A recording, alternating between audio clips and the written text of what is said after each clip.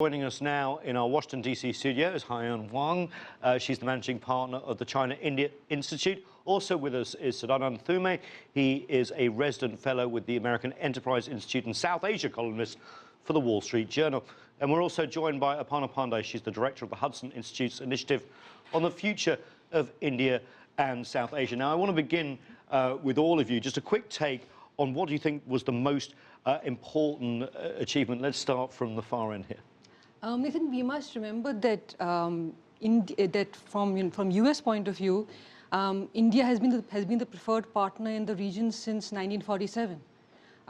It was India's reluctance to choose sides in the Cold War which has delayed this partnership. And they were non-aligned. Yeah, and India's first Prime Minister came here in 1949. He addressed the Congress in 1949. But India didn't want to choose sides. And so it's basically, I'd say, a long courtship which has finally reached, let's say, a consummation, a relationship, finally. So the relationship is important, Sadanand? Yeah, I'd say that this was an important visit for many reasons, but if I had to pick one, I would say that the Prime Minister's speech to the joint session of Congress really stood out. Why? Because it stood out in terms of its symbolism. It stood out in terms of his being able to make a connection with Congress, which was quite obvious in the spontaneous responses to him.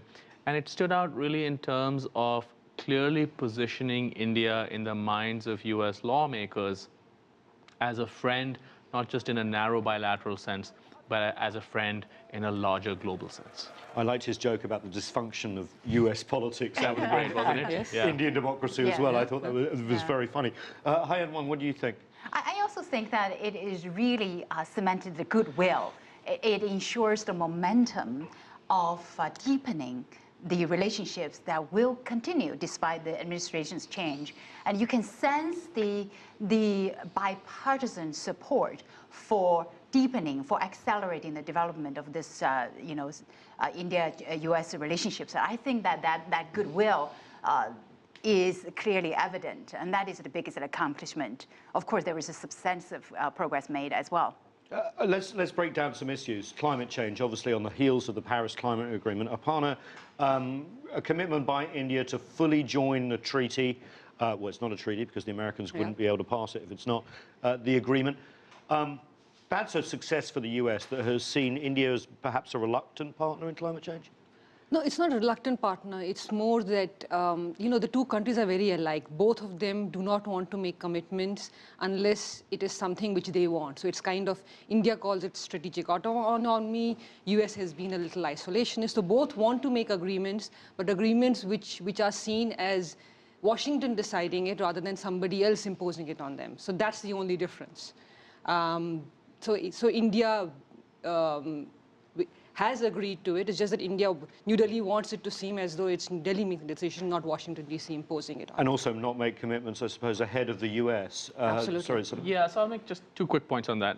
The first is I do think that there is a difference in approach between this Indian government and the previous Indian government, to the degree that this government seems to be on this particular issue, more oriented towards problem solving. And that's certainly something that has been appreciated in the US administration. The second is that I think the degree of Indian acceptance has been somewhat oversold. If you look at the language, it's very carefully worded. And what it basically says, it's a bit of a fudge that, India will work towards it. And the reason for that is really simple, which is that even though at this point it seems somewhat unlikely that Mr. Trump is going to be the next US president, I don't think anyone is, going to, India is certainly not going to plunge in until the political situation is clearer.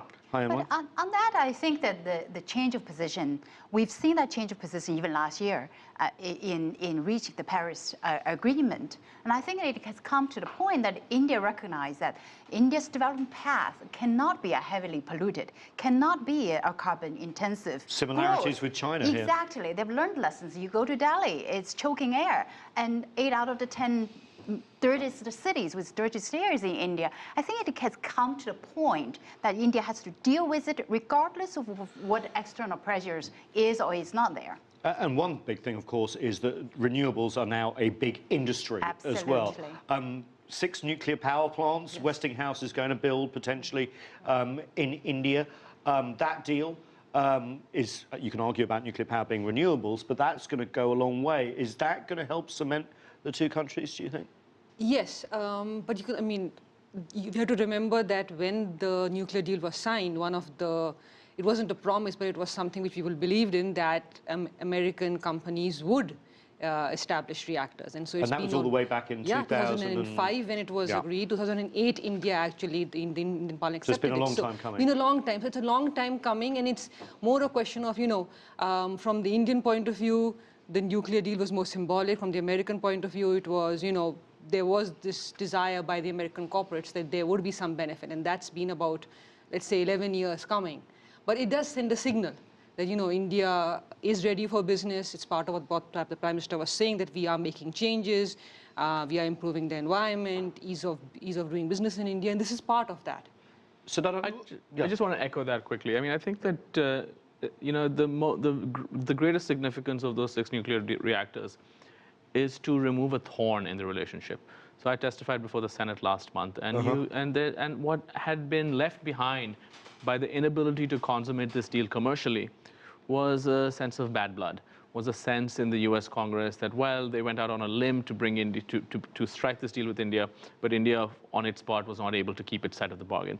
So while moving towards this has environmental and commercial aspects, the single most important aspect of this is political. What about the Nuclear Suppliers Group membership? Very few people have actually heard of this group, but India really wants to be part of it. Why? And what are the problems?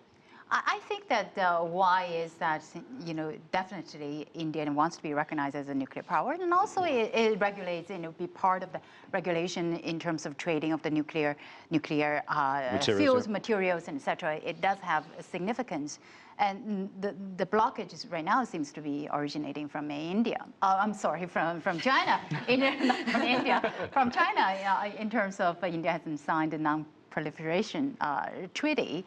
And, to what extent? And could also block Pakistan's membership. Yeah, Pakistan, whether that could be, coattailed or linked together. But my sense is eventually, probably India will join the group, because the overwhelming majority of the current members are supporting India joining. So.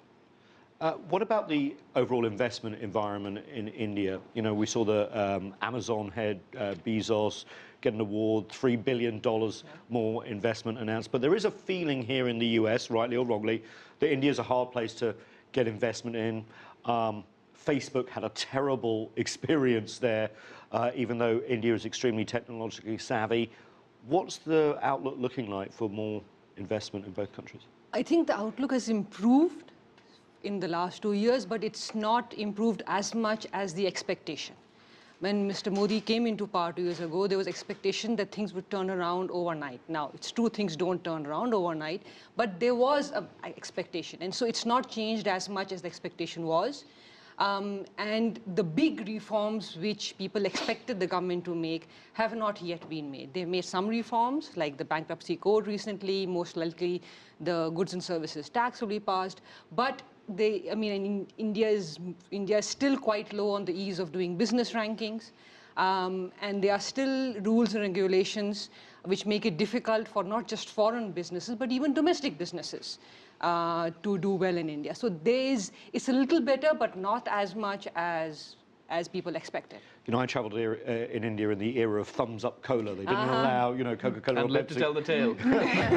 I liked it. I still like it. But Sadanand, seriously, is there that sort of legacy of, suspicion of colonialism, economic exploitation still in India? I think certainly not from the government when it comes to foreign investment. I agree with Aparna that the government has been slower than expected in rolling out many long-awaited domestic reforms, but it has certainly been extremely eager in rolling out a red carpet for foreign direct investment, and that has been one of its signature economic achievements so far. So when you talk to businessmen, there is by and large, I would say there's enthusiasm, because no one expects India to turn into Denmark or Singapore overnight in terms of ease of doing business. What people are looking for is direction. And certainly India is moving in the right direction on this front.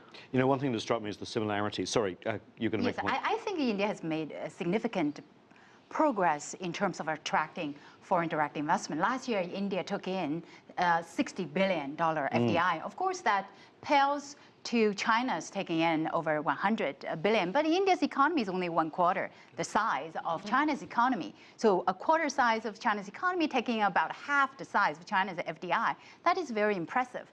And even though the land acquisition law has not been really passed, but the states are putting together the state land bank to get the lands and to provide to foreign investors. I sense an overwhelming enthusiasm in tapping into India's fast growth story, jumping onto that growth wagon, whether it's American companies or Indian companies, European companies or Japanese companies or Chinese companies.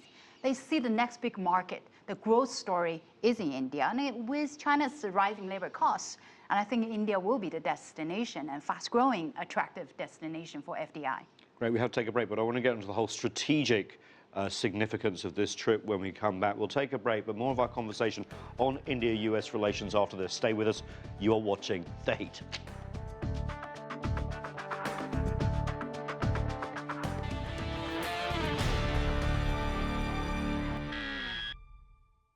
Full Frame is bigger and better than ever.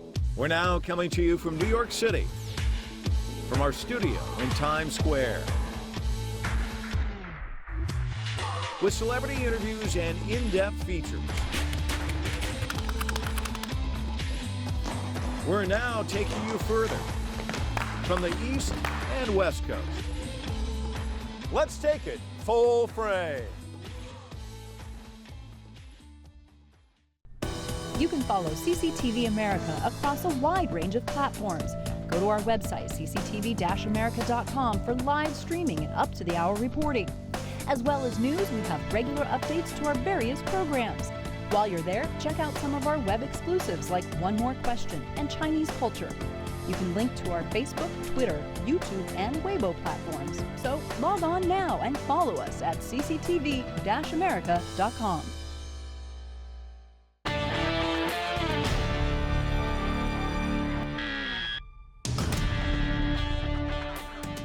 Welcome back to The Heat. We're discussing Indian Prime Minister Modi's visit to the United States and what was accomplished. Let's pick up with our panel. You know, I promised to get onto the strategic aspects after the break. Let's start with you, Aparna. You know, obviously terrorism, a joint concern of both India and the US. Let's just have a listen to Prime Minister Modi on that. We have both lost civilians and soldiers in combating terrorism. The need of the hour is for us to deepen our security cooperation and base it on a policy that isolates those who harbor, support, and sponsor terrorists. Now, of course, that's very true, but the US in the region has had a strong alliance with Pakistan when it comes to counterterrorism for a long time. Aparna, are we seeing a shift here? Actually, the shift has been happening for a few years now. It's not recent. The shift started. Why? The shift started primarily after 9/11, and when American soldiers actually went into Afghanistan, and American lives were lost, especially soldiers. And those lives were lost because of Pakistan-based terrorist groups. And that continues to this day. It has increased after the killing of bin Laden, who was found in Pakistan, and continues, Mullah Mansour's killing just a few months ago. So there's a growing belief in the United States, both among the policymakers as well in the government and people outside, that Pakistan has not been as good an ally, and that India is the real ally in the region. That doesn't mean that ties with Pakistan have been broken off, but Pakistan is subject to a lot more questioning. And for example, Pakistan wanted to purchase F-16s from the United States. The resistance came from Congress. That, you can buy them, but we will not use American taxpayer money to finance them, to finance for a country which So, I just want to follow on, but I just want to make this point, that India and the US cooperating over Afghanistan, you would never really thought it, considering the different views they had from the Soviet invasion onwards. Well, that's true of many aspects of the US-India relationship, right? The Cold War was a completely different game. On Pakistan and terrorism, I'd say that yes, the U.S. and India have stepped up cooperation, but it does remain a fraught issue because the Indian view is, I think correctly, that the Pakistanis have not gone after terrorists who target India. Just the other day, Hafiz Saeed was seen on top of a bus in some public rally. And these are people who have the blood of civilians on their hands, many, many people. And there is a certain amount of resentment in India that the US, despite its close relationship with Pakistan, has not been able to kind of affect a change in behavior. You can argue that that criticism is unfair because the same Pakistani groups have also gone out and killed Americans in Pakistan, and the US has not been able to really check that either. What about the strategic links, Haiyan, when it comes to the Navy, the Indian Ocean? There seems to be a lot more joint exercises planned, a lot more interoperability, as they call it, between forces. Is that going to work? Work for what purposes? Exactly. So I think that we have seen accelerated number of, actually India does more the military, the naval exercise with the US than with any other countries. But those joint military exercises need not be interpreted as directing against China. I think that India being right there and wants to project itself as a military power. I also think that India is trying very hard to build its own military capacity. But we cannot just say because of that, this cementing of the military cooperation is really with an eye towards against China. We cannot make that conclusion. Aparna, the US seems to want to push India in that direction. It does, and I mean, the Malabar exercises, which are supposed to start in a few days, China has always perceived them as, because it's India, US, Japan is going to join it, as something which is targeted, or at least looks like an encirclement, And therefore, India stopped including Japan in 2007. It's almost after 9 years that India has asked Japan to again become a partner in these exercises. So there's a perception there. But it's, I think it's kind of a balancing act where, there are Malabar exercises and India is talking about selling BrahMos missiles to Vietnam and a few other countries because it also sees an encirclement. It sees China's very close ties with Pakistan, including nuclear ties, manufacturing of military equipment like GF-17s, and even terrorism. We're talking about Lashkar-e-Taiba and Hafiz Saeed. China has consistently blocked Jamaat-ud-Dawa and other terrorist groups in the UN Security Council. Any action against them primarily because of Pakistan. And that's something which India would like. India wants China to remove that hold and stop blocking action against terrorist groups. Sadanand, do you want to pick up on that and also entertain this thought? Are we seeing a sort of US, India, China, Pakistan axis? We don't want to exaggerate it, but I think you are seeing at least the contours of it to a certain extent. Now, obviously, India has no desire to pick any kind of fight with China. India has been very clear about that, but at the same time, what you are seeing is an India that is acting more assertive and less diffident when it comes to pursuing its own defense interests, particularly in terms of cooperation with the US. So that's really the difference. Has India suddenly, turned into a country that wants to confront China over some, rocky atoll in the middle of nowhere? Answer is no. No, and they're adamant. Right. Yeah. But is India a country that says that, well, should it not exercise with Japan just because China might be upset? The answer to that is also no. I think that non-alignment that India has adopted as a foreign policy for a long time, that really serves India's interests the best. Well, Nehru was the founder of the non-alignment. Yes, exactly. So I think non-alignment, India right now is walled by many countries, by Japan, Australia, by US, by the European countries, by China. So the more bidders there are, the higher the prices go. Well, and I think that being somewhat neutral, but non-alignment, not to jump onto either camp, I think serves the India the interest the most. I want to jump into that because I think that if it is in China's interest for India to be quote-unquote non-aligned, then I think China hurts its interest by doing things like blocking the terrorism resolution against Masood Azhar, or publicly saying that it wants India not to join the NSG. Because what that does in terms of public opinion in India is to sort of push India more away from China, because it sort of sees China as naturally confronting it. So I think if the Chinese goal is for India to kind of, which is India's instinct, you're right, and is India's political history, then I'd say that I don't think China is playing its cards very wisely. But China, last month when Indian president visited China, both governments clearly made it clear that China and India wants to accelerate the resolution of the border issues. And I think that sounds also a goodwill, sends a strong signal that China and India want to remain friends, if not strategic allies. Yes. And on the economic integration front, we see China and India equally want to deepen the relationship, accelerate the development on the economic front as well. The US-India relationship is not happening in a vacuum, is it? And but are we seeing upon a sort of great power balancing in this region, do you think? Not great power balancing, but I'd say, there are a number of regional powers and aspiring global powers which are playing a balancing game. I mean, none of the powers in the region or beyond want a war or a conflict. And so I echo what Sadanand said, that, India would like good relations with China. India doesn't want any conflict, but India does believe that that it has the right to, have military exercises with Japan, and China should not have a problem. It does believe that that doesn't mean that it will continue to have close economic ties with China.